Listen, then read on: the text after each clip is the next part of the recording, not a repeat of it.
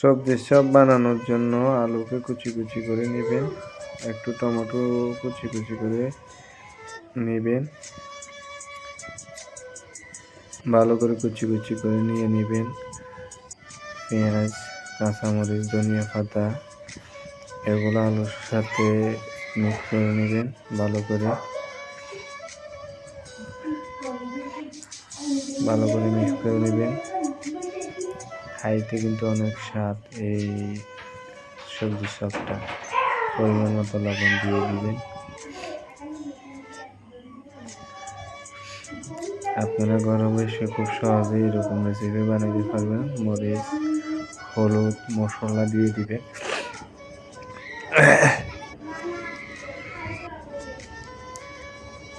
তারপরে চাউলের গুঁড়া ভালো করে মিক্স করে চাউলের গুঁড়া দিয়ে ভালো করে মিক্স করে নেবেন।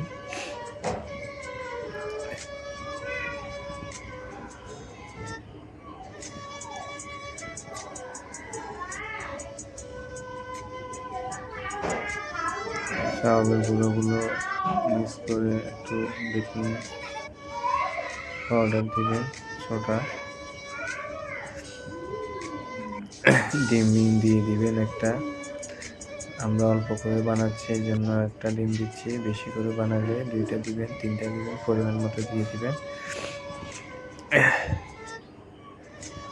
এরপরে অল্প করে আমরা সাদা আটা দিব,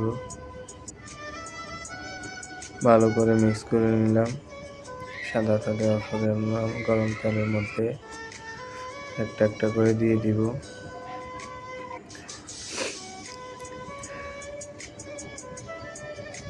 নেড়ে চেড়ে একটু ভালো করে নেবেন, ভাজা করে নেবেন।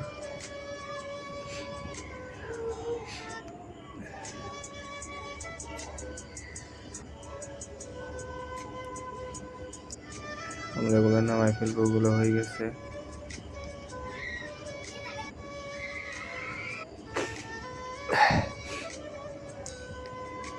একটু চস সালাদ নিয়ে এগুলা খাইলে অনেক টেস্ট।